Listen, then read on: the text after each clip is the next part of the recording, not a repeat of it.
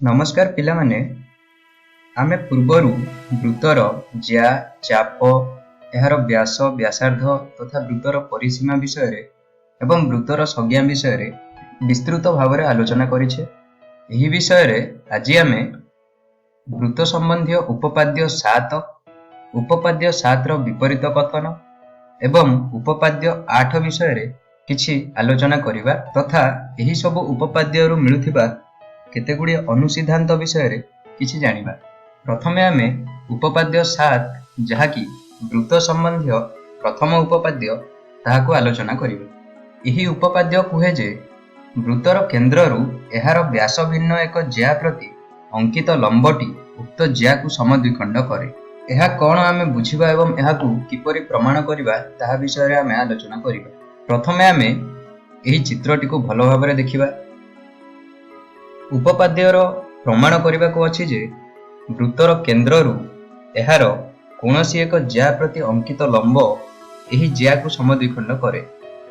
एठारे आमे एस वृत्त रे एबी एक ज्या भाव रे नै अछु, वृत्तर केंद्र को ओ नै अछु एवं एबी प्रति ओडी लंब अंकन करि अछु। हमको प्रमाण करिवार अछि जे ओडी लंबटी एबी ज्या को समद्विखंड करे, अर्थात AD is equal to BD हेबो। एही प्रमाणटी करिवा पई आमे ओए एवं ओबी अंकन करिवा। वर्तमान आमे एहार प्रमाण करिवा। एठारे आमे दुईटी त्रिभुज देखिबा को पाइबा।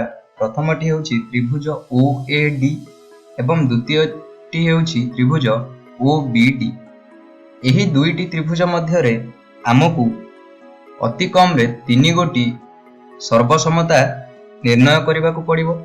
जदि 3 गोटी क्षेत्र रे आमे सर्वसमता निर्णय करि परिबा तेबे आमे कहि परिबा जे त्रिभुज ओएडी टी त्रिभुज ओबीडी सह सर्वसम अटे। वर्तमान आमे एठारे देखिबा जे एही दुईटी त्रिभुज मध्य रे ओए एवं ओबी रो लंब समान, कारण ओए एवं ओबी एक वृत्तर ही व्यासार्ध अटते। आमे जानिछु जे वृत्तर प्रत्येक व्यासार्धर दैर्घ्य समान अटे, तेणु OA is equal to OB हेबो। दुईटी त्रिभुज मध्य रे OD जहाकी लंब ताहा एक साधारण बाहु अटे, अर्थात एहा त्रिभुज OAD रे मध्य अवस्थित एवं एहा त्रिभुज OBD रे मध्य अवस्थित अटे।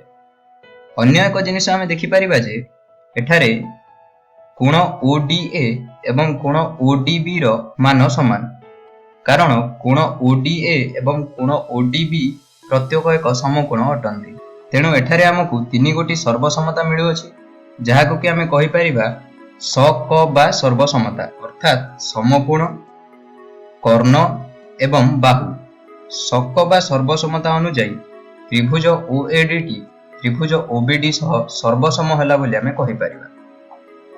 जदि दुईटी त्रिभुज सर्वसम हेउछि तेबे आमे लिखि परिबा जे AD is equal to BD.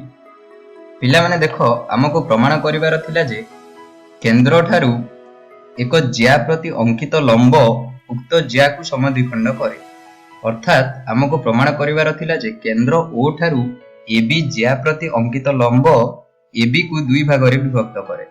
एहार अर्थ एहा हेउछि जे AD is equal to BD हमको प्रमाण करिवा को थिला एवं एही परि सर्वसमता रो प्रयोग करी आमे प्रमाण कले जे AD is equal to BD अटे। एठारे आमे अनुसिद्धांत देखिबा जे गोटिए सरल रेखा वृत्त को दुईटी रु अधिक बिंदु रे छेद करे नाही। एबी ज्या जहाकी एक सरल रेखा अटे ताहा वृत्त को केवल दुईटी बिंदु रे यथा ए बिंदु एवं बी बिंदु रे ही छेद करूछि। एहा वृत्त को कोनोसी तृतीय बिंदु रे छेद करू नाही। वर्तमान आमे उपपाद्य 7 रो विपरीत कथन कोन एवं एहाको किपरि प्रमाण करिबा ताहा विषय रे किछि आलोचना करिबा। उपपाद्य 7 रो विपरीत कथन कुहे कि कोनोसी वृत्तर व्यास भिन्न एक ज्या रो मध्य बिंदु और केंद्र को जोग करुथिबा रेखा उक्त ज्या प्रति लंब अटे। पिला माने उपपाद्य 7 रे आमे प्रमाण कले जे ओडी लंबटी एबी ज्या को समद्विखंड करे, किंतु एठारे आमे प्रमाण करिबा जे एबी ज्या रो समद्विखंडक रेखाखंडटी एक लंब अटे। उपपाद्य 7 रे आमे जहा प्रमाण कले एठारे ठीक ताहार विपरीत भाव रे आमे प्रमाण करिबा। पूर्व भली आमे एस वृत्त रे एबी ज्या अंकन करिबा, ओ को वृत्तर केंद्र नेबा एवं डी को ए एवं बी मध्य मध्यबिंदु बोली नेबा। आमको दत्त अछि जे डी ए बी रो मध्यबिंदु अटे। आमको यह प्रमाण करिवार अछि जे ओ डी ए बी ज्या उपरे समकोण अंकन करूछु। वर्तमान आमे सर्वसमतार प्रयोग करी एहार मध्य प्रमाण करिबा। एठारे समान भावरे त्रिभुज OAD एवं ODB मध्य OA is equal to OB जहा कि एका वृत्तर व्यासार्ध अटंती। AD is equal to DB कारण D AB रो मध्य बिंदु जहा कि हमकु दत्त अछि एवं OD एहार साधारण बाहु अटे। तेणु आमे बा बा बा अर्थात बाहु बाहु बाहु सर्वसमता अनुଯାयी कहि परिबा जे त्रिभुज OAD टी त्रिभुज OBD सह सर्वसम अटे। जेहेतु उभय त्रिभुज सर्वसम अटंती आमे एहा लिखि परिबा जे angle ADO is equal to angle BDO अर्थात उभय कोण समान अटे बोली आमे प्रमाण करि परिबा। किंतु आमे जानिछे जे angle ADO plus angle BDO is equal to 180 degree हबो कारण एही उभय कोण हेउछंती परस्पर सन्निहित परिपूरक कोण अर्थात एही उभयंकर संयोग सर्वदा हमकु 180 डिग्री प्रदान करिवो। तेणु आमे लिखि परिबा जे जेहेतु angle ADO is equal to angle BDO एवं angle ADO plus angle BDO equal to 180 degree हमें लिखि परिबा जे angle ADO is equal to angle BDO is equal to 90 degree अर्थात आमे यह प्रमाण कले जे वृत्तर एक ज्यार मध्यबिंदु एवं केंद्र को जोग करुथिबा रेखाटी उक्त ज्या प्रति लंब अटे। पिला माने एठारो आमे केतेक अनुसिद्धांत स्थिर करिबा। प्रथम अनुसिद्धांतटी हैला गोटिए वृत्तर केंद्र एहार जेकोनोसी ज्यार समद्विखंड लंब उपरे अवस्थित अटे।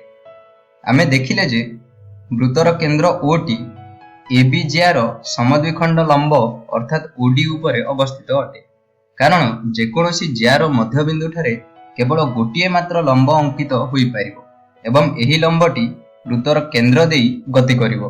वृत्तर दुईटी असमांतर ज्यार समद्विखंडक लंब वृत्तर केंद्र रे मिलित हुअंती अर्थात आमे जदि दुईटी भिन्न भिन्न ज्या नेबा वृत्त मध्य रे एवं एहाको समद्विखंडक करिबा तेबे सेही समद्विखंडक लंब द्वय वृत्तर केंद्र बिंदु O ठारे ही मिलित हेबे। वर्तमान पिला माने आमे उपपाद्य 8 विषय रे आलोचना करिबा जहा कि वृत्त संबंधी द्वितीय उपपाद्य अटे। उपपाद्य 8 कहे जे गोटिए वृत्तर समान दैर्घ्य विशिष्ट ज्या माने केंद्र ठारू समदूरवर्ती अटंती। एहाको किपरि प्रमाण करिबा ताहा वर्तमान आमे देखिबा। कोनोसी उपपाद्य को प्रमाण करिबा पई प्रथमे हमकु एहार अंकन उपरे गुरुत्व देवाकू पड़िबो। आमे ठीक भावरे अंकन करि पारिले उपपाद्य को आमे अति सरल भावरे प्रमाण करि परिबा।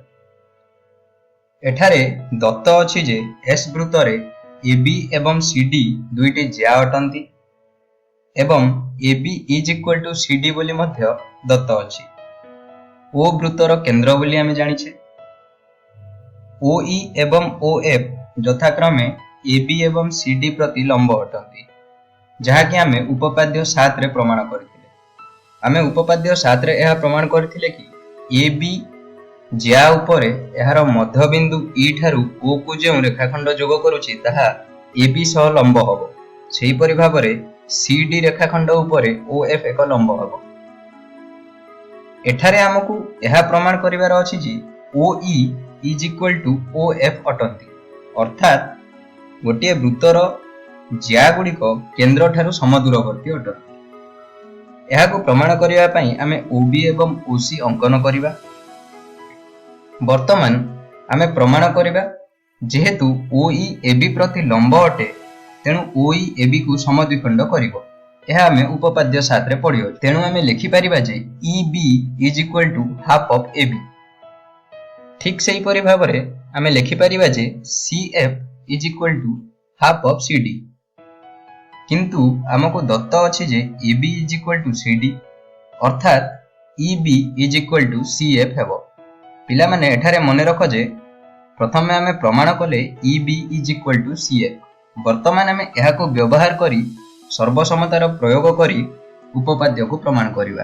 ଦୁଇଟି ତ୍ରିଭୁଜ OEB ଏବଂ ତ୍ରିଭୁଜ OFC ମଧ୍ୟରେ ଆମେ ଦେଖିପାରିବା ଯେ EB is equal to CF, ଯାହାକି କିଛି କ୍ଷଣ ପୂର୍ବରୁ ଆମେ ପ୍ରମାଣ କଲେ, ଏବଂ OB is equal to OC ଅଟେ, କାରଣ ଏହା ସମାନ ବୃତ୍ତର ବ୍ୟାସାର୍ଦ୍ଧ ଅଟନ୍ତି, ଏବଂ କୋଣ OEB is equal to କୋଣ OFC ଅଟେ, କାରଣ ଉଭୟ କୋଣ ଏକ ଏକ ସମକୋଣ ଅଟନ୍ତି।